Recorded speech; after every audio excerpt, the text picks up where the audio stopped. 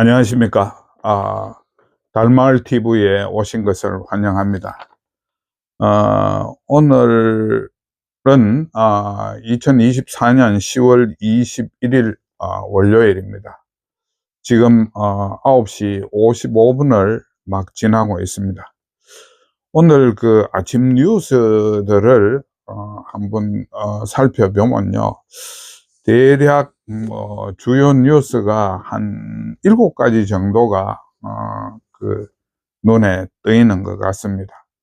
근데 이 7가지가 말하자면 전부 국가의 리스크, 국가의 위기 또는 정부의 위기와 관련된 것들이어서 상당히 걱정이 되는 그런 내용들이 많습니다. 한번 살펴보면요, 러시아 우크라이나 전쟁에 북한이 참전을 해서 이 전쟁이 드디어 세계 전쟁으로 비화되는 것이 아니냐 하는 그런 우려가 커지고 있고요. 그에 더불어서 대만과 중국의 양안 관계, 또 중국의 대만 침공 이런 데 대한 우려가 또 커지고 있는 상황이죠. 그뿐만이 아니고 지금 미국 대선에서 트럼프가 당선이 되면 한미 방위비 협상에 대한 또는 주한 미군에 대한 문제로 안보 리스크가 커진다는 이런 전체적인 안보 리스크의 어떤 더미가 하나 지금 뉴스의 흐름을 이루고 있습니다. 그럼 두 번째로는요, 우리나라의 경제 성장 가능성, 잠재 성장률이 미국보다 더 떨어진다는 조금 충격적인 그런 소식이 한 개 전해지고 있습니다.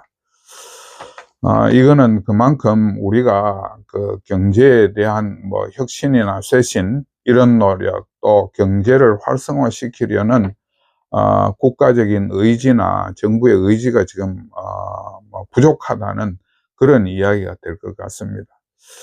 그 다음에 세 번째, 요즘 이제 조금 회자되고 있는 뉴스가 민생, 물가, 그 다음에 부채 문제, 부동산 문제 이런 데서 여전히 우리가 굉장히 조금 심각한 위기 상황으로 들어가고 있다.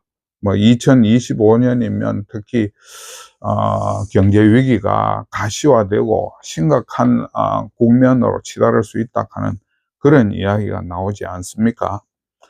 그 중에서 부채 부분을 이야기하면 정부, 기업, 가계 부채를 전부 다 합산을 하면 6,500조에 달한다는 그런 추계가 있어가지고 이게 우리나라의 어떤 뇌관이 될 거다, 경제 붕괴의 뇌관이 될 거다, 이런 이야기가 지금 나오고 있는 상황입니다.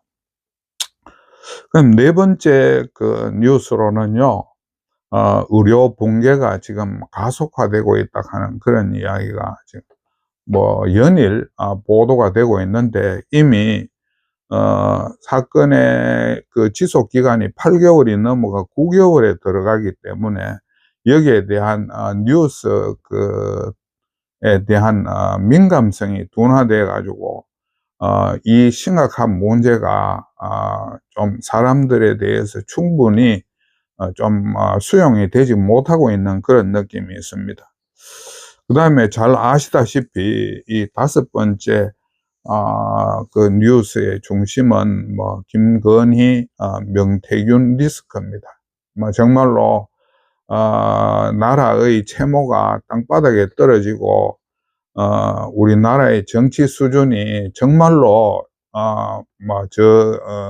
열악하기 짝이 없는 그런 상황으로 지금 치닫고 있고, 이것이 국정 전반에 엄청난 부담이 되고 있다 하는 그런 내용이죠. 그 다음에 6번째가요, 윤 대통령과 한동훈 대표의, 국힘 대표의 갈등 관계 또는 용산 대통령실과 여당의 그 갈등 관계, 이게 또 하나의 우리 국정의 그 발목을 잡는 요인이 되고 있다는, 우리가 참 이런 경우는 정권 지금까지 헌정사에서 거의 찾아보기 어려운 상황이 아닌가, 이렇게 생각이 돼요. 그것도 뭐 이 대통령의 임기가 절반까지밖에 안 왔는 상황에서 이런 일이 벌어진다는 것은 그 상상하기 어려운 참 그 정부 여당의 그 내분이라 할까, 내홍이라고 그렇게 말을 해야 될 것 같습니다. 그 다음에 7번째 그 뉴스가요, 아직 이게 그 말하자면 쟁점이 위기로 본격화된 것은 아니지만, 민주당의 당대표 이모 씨에 대한 탄핵 리스크가 지금 좀 가시화되고 있는 그런 상황이죠. 그러니까 지금 제가 7가지 뉴스를 이야기했는데, 이런 사안들이 전부 하나하나가 우리 국가의 그 운명을 좌우할 수 있는 폭탄급의 좀 위력을 가지고 있다는 데서 우리가 경악하지 않을 수 없는 그런 상황인 것 같습니다. 그런 상황인데 대통령의 지금 권위가 완전히 무너졌죠. 그런 상황에서 지금 리스크는 자꾸 숫자가 계속 추가가 되고 있습니다. 이거 전에 제가 한번 이야기를 했습니다. 의료 대란을 수습하지 못하면 앞으로 여러 가지 리스크들이 누적이 돼가 국정이 완전히 침몰할 거다 하는 그런 이야기를 했는데, 그런 좋지 못한 예측이 정말로 현실화되는 느낌이 있는 것 같습니다. 그러고 이런 가시적인 그 뉴스로 보도되는 어떤 그 리스크 이외에도 우리나라가 지금 윤리 도덕이 완전히 망가진 그런 그 위험 요인이 우리가 추가로 생각을 해야 됩니다. 이거 정말요, 지금 제가 보기에는 우리 국민들까지 지금 제정신이 아니다 하는 그런 생각이 들 정도로 윤리 도덕 불감증이 지금 도를 넘고 있는 상황인 것 같습니다. 근데 이런 상황에서 지금 대통령의 그 메시지는요, 최근에 나온 이야기를 보면 연금개혁, 노동개혁, 교육개혁, 의료개혁, 이걸 지속적으로 추진하겠다, 이런 이야기를 지금 하고 있습니다. 그러니까 우리한테 일어나고 있는 현실적인 어떤 정치 현상이나 우리 사회의 문제점에 대한 그런 데 대한 어떤 진단과 처방이 아니고, 말하자면 원론적인 초보적인 수준의 그 엉뚱한 메시지만 지금 내고 있는 것이 아닌가. 그러니까 불이 났으면 불을 꺼야 되는데 불 끌 생각을 안 하고 엉뚱한 데서 딴소리 하고 있다, 이런 이야기로 말하자면 비유를 할 수가 있을 것 같습니다. 대통령이 이런 식으로 엉뚱한 방향으로 법당 뒤로 돌고 있으니까 국민들의 여론이 좋을 수가 없지 않습니까? 그래서 지난 18일요 금요일 날 갤럽에서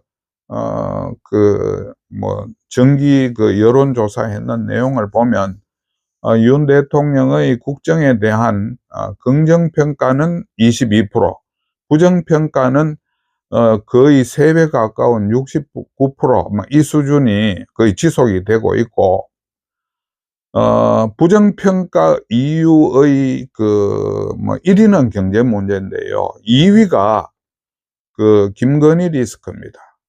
그 다음에 4위가 의대 정원에 따른 의료계 붕괴, 이게 지금 부정평가의 4번째 요소가 되고 있다는 거죠.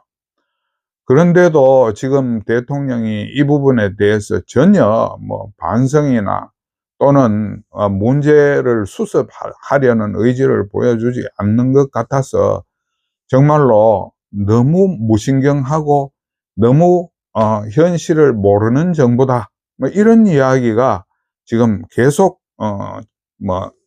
회자되고 있는 상황입니다. 그래서 오늘의 논제는요, 저는 뭐 두 가지 정도를 좀 잡아봤으면 좋겠어요. 보통 뭐 신문에서는 하루에 3꼭지씩 하는데 저는 뭐 첫째는요, 지난주에 주로 이슈가 됐던 건데 우리 언론들이 거의 논제화하지 않았던 부분이 한 게 있어서 이 부분을 좀 말을 하고 넘어가야 되지 않겠나 싶습니다.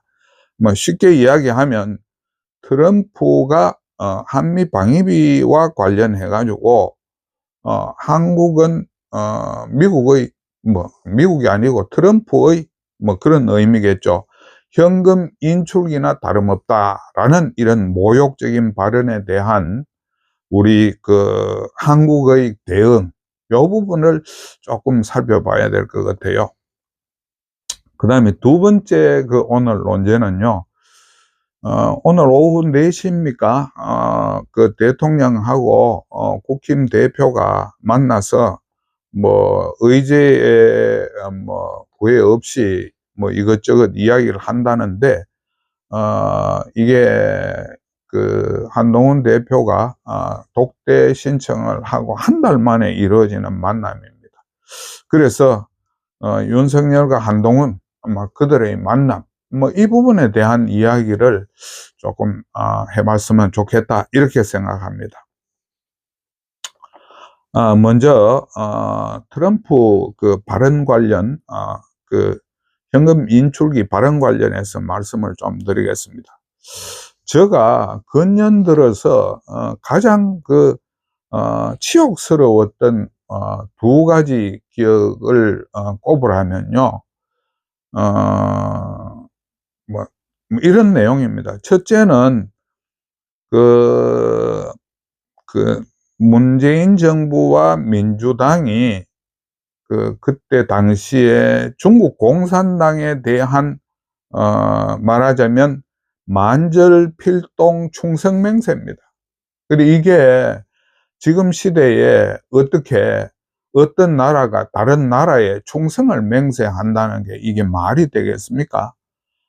저는 그때 이걸 보고 이 사람들은 사대주의가 뼛속 깊이, 공산주의에 대한 사대주의겠죠.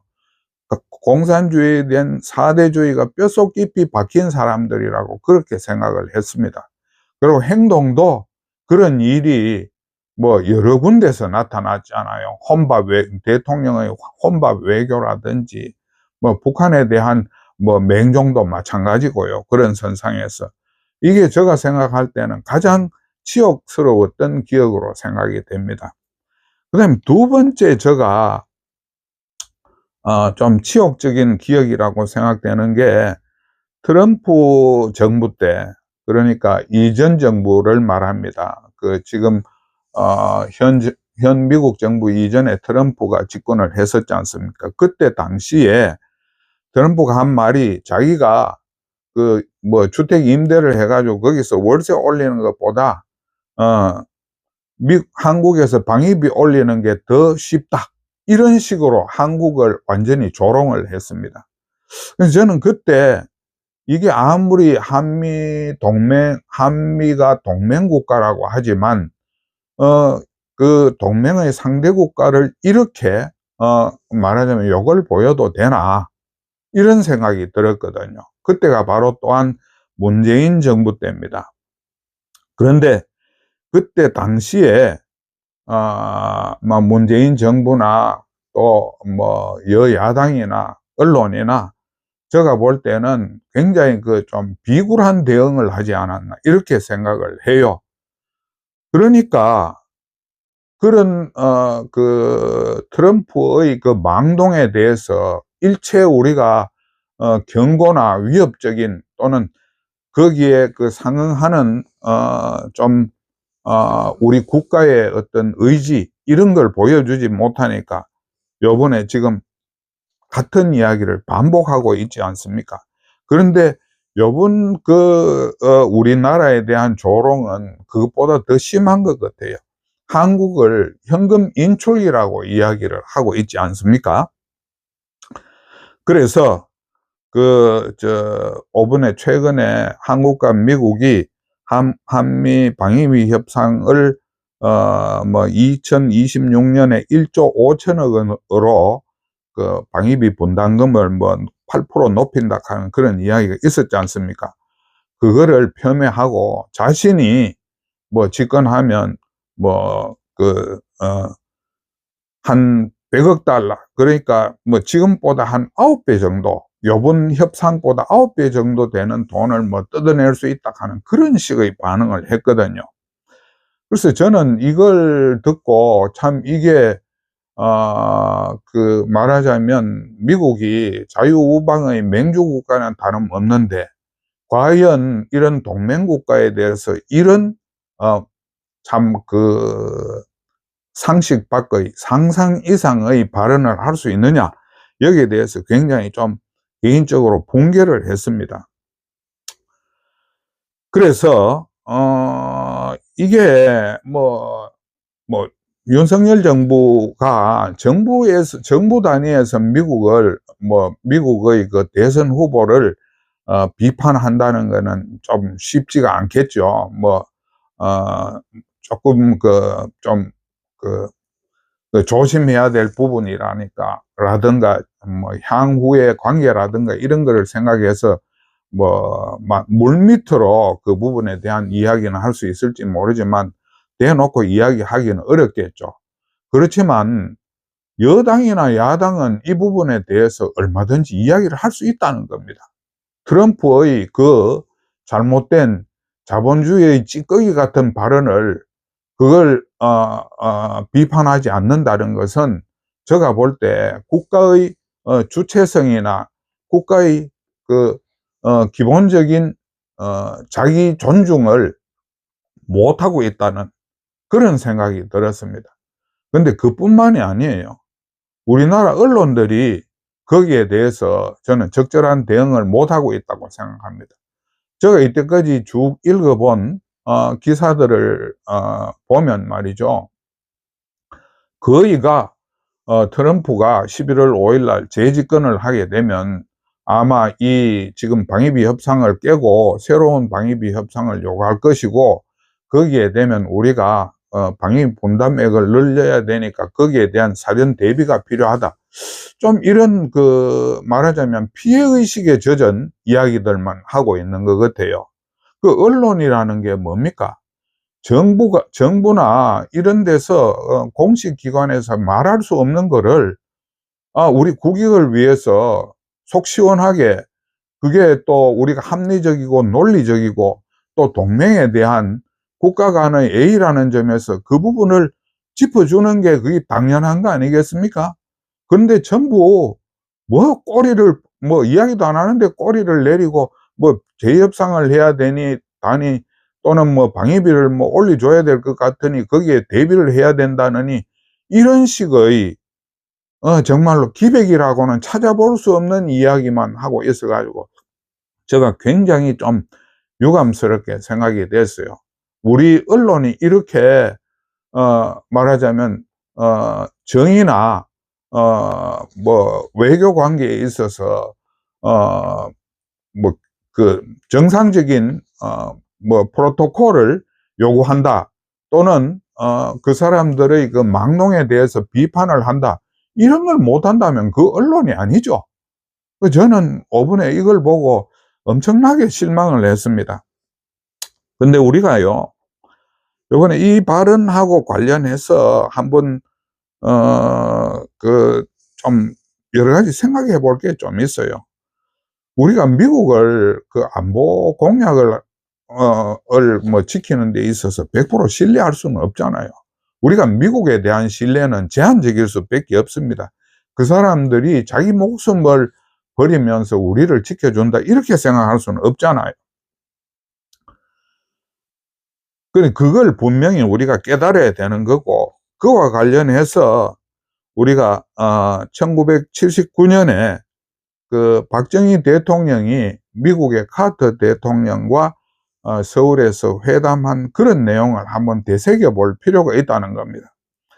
당시 그 카터는 말이죠, 국내 인권 문제, 뭐 그때 뭐 카터는 뭐 입만 띄면 뭐 세계 각국에다가 우방국의 뭐 인권 문제를 뭐 걸고 넘어지는 그런 행태를 보였지 않습니까? 그래야 주한미군을 철수한다 하는 압박을 했는데, 그래서 서울에서 박 대통령하고 두 사람이 회담을 하면서 이야기가 제대로 풀리지가 않았죠. 풀릴 수가 없었겠죠. 근데 그때 당시에는 이미 박 대통령이 핵 개발을 준비하고 있었고, 이제 어느 정도 유신과 그 중화학공업이 어느 정도 궤도에 올라갔으니까 뭐 안보에 대한 어느 정도 약간의 자신감이 붙어 있었던 그런 상황인 걸로 생각이 됩니다. 그래서 결국 한 말이 카터한테, 아이 그럼 좋다, 너희들 미군 철수해라, 대신에 미군 장비는 다 남겨두고 가라, 이런 식의 광공을 한 거죠. 그러니까 카터가 뭐 예를 들면 그 회의장을 박차고 나와가지고 시건덕거리면서 이제 앞으로 뭐 주한미군 철수를 하겠다고 어쩌고 저쩌고 했는데, 그 참모들의 이야기가 이거는 우리 국익에 엄청난 손실이 온다, 그러니까 미군 철수는 안 된다라는 거를 그 주지를 시켰고, 결국은 카터가 주한미군 철수를 관철을 시키지 못하는 그런 결과가 있었지 않습니까? 그러니까 우리가 그 박 대통령의 결기나 그런 어떤 준비 태세 이런 게 있어야 우리가 안보에서 뭔가 우리나라의 그 자주적인 주장을 할 수 있다, 이런 이야기가 되겠습니다. 근데 과연 지금 윤석열 정부가 그런 결기나 전략을 보여줄 수 있겠나? 저는 사실 이 점에서 굉장히 걱정이 돼요. 요즘 그 병장 그 월급을 많이 올리면서 부사관들, 지금 우리 그 전력의 핵심은 부사관들 아닙니까? 부사관들의 사기가 떨어져 가지고 부사관들의 말하자면 전역이 또는 뭐 이탈이 엄청 늘어나고 있잖아요. 그래서 지금 부사관 부족 인력이 4,800명이나 된답니다. 이거 지금 심각한 문제거든요. 거기에다가 더 충격적인 거는 이 부사관들이 주로 이제 우리 주요 군사 장비들을 운용을 하는데, 우리나라가 지금 K9 자주포가 한 1,100대 정도 있는데 부사관 인력이 부족해가 300대를 놀리고 있다고 하지 않습니까? 이런 자세로 과연 우리가 안보 문제에 있어서 외국과 그 당당하고 우리의 정당한 주장을 펼칠 수 있겠습니까?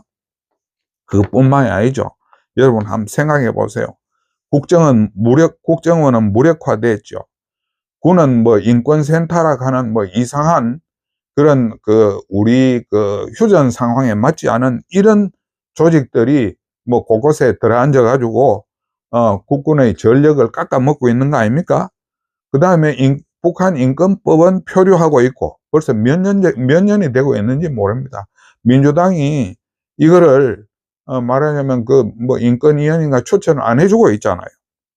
그 다음에 우리가 휴전 중인 국가에서 북한 저작권료를 지금 하고 있다 하는 이런 정신머리 가지고 과연 이 안보 문제에서 또 트럼프와의 뭐 어떤 안보 협상에서 우리가 우위를 차지할 수 있겠느냐, 이거 참 문제가 있다는 겁니다. 그래서 이 부분들을 지금부터라도 정부가 좀 태세를 다잡아 줘야 된다.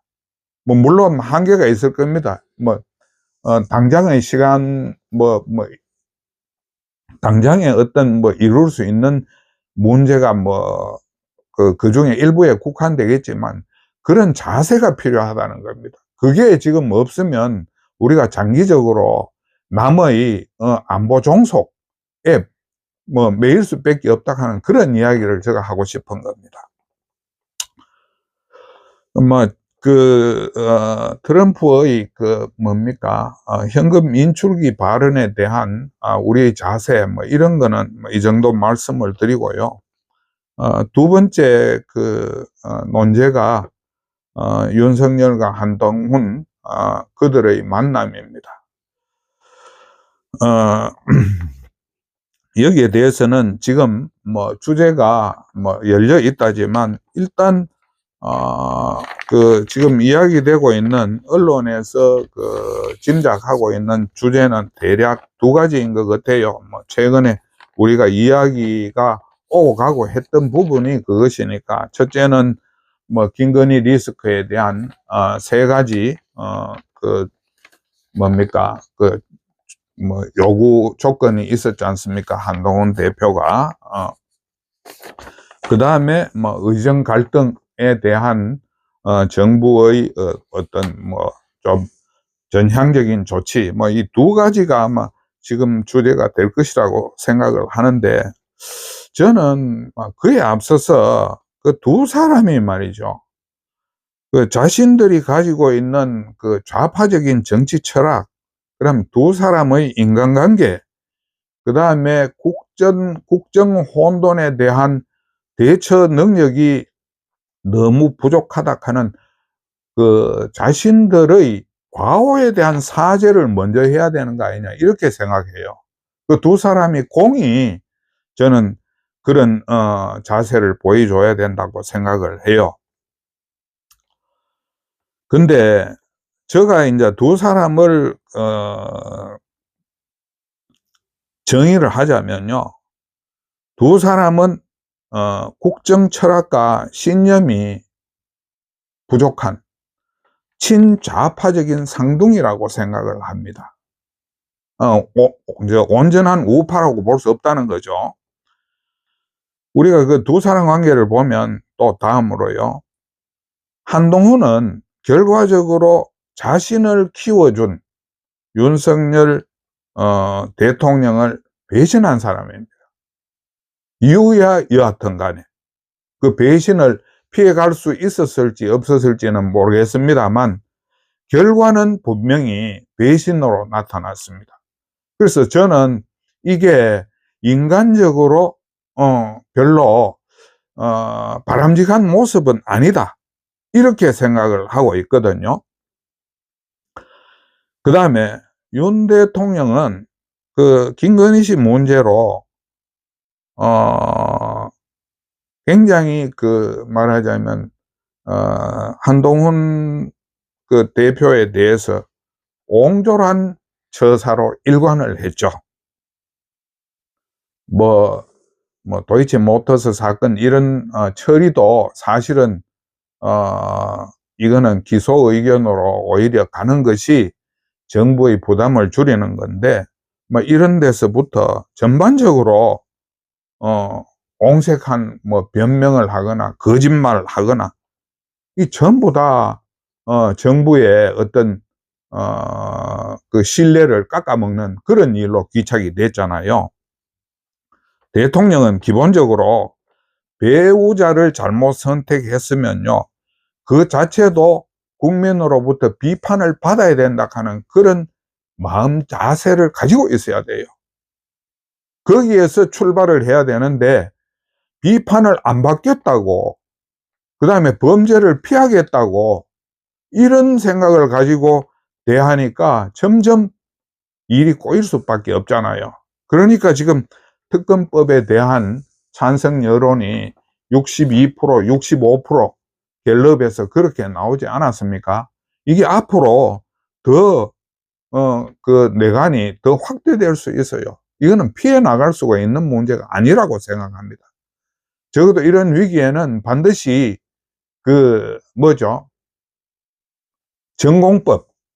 전공법을 선택하고 자신한테 가장 불리한 그런 선택을 해야 국민에게 먹히지, 안 그러면 결국 국민들을 설득시킬 수가 없습니다. 그 다음에 이 두 사람의 인간관계를 보면요, 정치인이라면 최소 자기들이 원수지간이라도 웃으면서 만나야 되는 게 기본입니다. 그런데 두 사람 다 완전히 생속이죠. 생속. 정치할 준비가 전혀 안 돼 있다는 거죠. 그 대통령과 여당 대표가 만나는데 한 달 걸렸잖아요. 독대 신청하고 난 뒤에 지금 한 달 아닙니까? 그 다음에 윤은 걸핏하면 이 부분에 대해서 한동훈 대표가 지적하는 데 대해서 경로 반응만 일으키고, 한동훈은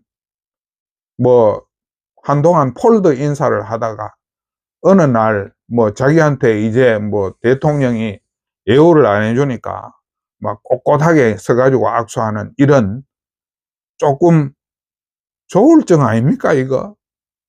저는 정치인은 그렇게 폴더 인사를 해도 안 되고 그렇게 꼿꼿하게 인사해서도 안 된다고 생각을 해요. 그러니까 두 사람 다 유치한 정치 초보 아마추어 행동을 하고 있다는 겁니다, 결과적으로. 그 다음에요, 이분들의 또 공통점을 한 가지 제가 더 꼽을 수 있을 것 같아요. 윤 대통령은 전에 이런 이야기를 했습니다. 사람에게 충성하지 않는다, 이런 이야기를 했거든요. 그러면 사람에게 충성하지 않는다, 그러면 법과 제도에 충성하겠다 하는 그 말 아닙니까? 근데 지금 국정을 운영하고 있는 거를 보면 사람에게 충성하는 게 아니고 자기에게 충성을 하고 있어요. 자기에게. 이게 뭔 말입니까? 우리가 법관들은 자기 양심, 법관의 개인적인 양심을 따르는 게 아니고 법과 제도의 양심을 따라줘야 된다 하는 게, 그게 법관이 지녀야 될 양심이거든요. 대통령도 마찬가지입니다. 대통령은 법과 제도, 우리나라라 하는 체제, 헌법, 법, 이런 데 대한 그 양심을 지켜야 되지, 자기 자신에 대한 양심만 지키면 어떻게 한다는 겁니까? 그게 요번에 나타난 의료 대란 아니겠습니까? 근데 저는 한동훈도 이 점에서는 거의 마찬가지라고 생각해요. 국가에 대한 책임이나 또는 당에 대한 책임이나 이런 게 안 보여요. 자기 자신의 입지만 생각한다는 거예요. 두 사람 다 그렇다는 거죠. 그러니까 이분들이 지금 일으키고 있는 의료 대란에 대한 이 반성이 전혀 없다는 것이고, 이게 내년 3월 이후가 되면 국가적인 불행으로 지금 귀착될 것이 저는 확실하다고 생각을 합니다.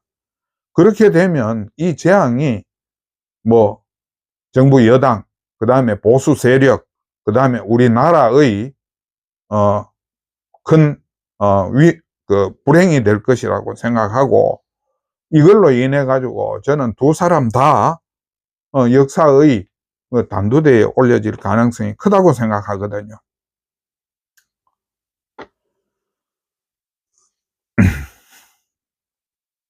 그래서 지금 걱정되는 거는요, 윤 정부가 대한민국 쇠퇴의 방점을 찍게 될 것이라는 그런 우려입니다. 근데 이게 대통령이라는 자리에 있으면서 우리가 마지막 순간까지 그분에 대한 기대를 완전히 버릴 수는 없잖아요. 그러니까 뭔가 거기에 합당한 이야기를 해야 되는데, 제가 이야기할 때는 일단 대통령이나 한동훈 대표도 마찬가지입니다. 자신들의 능력을 객관적으로 평가를 해야 됩니다.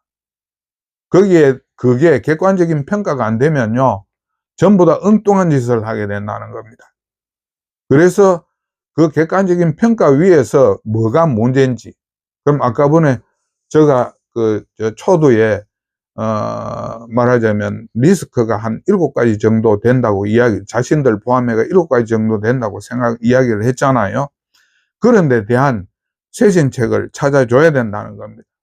근데 뭐 솔직히 말해서 저는 지금까지 이분들이 해온 이력을 봐가지고는 뭔가 가능성이 있다고는 생각은 안 해요.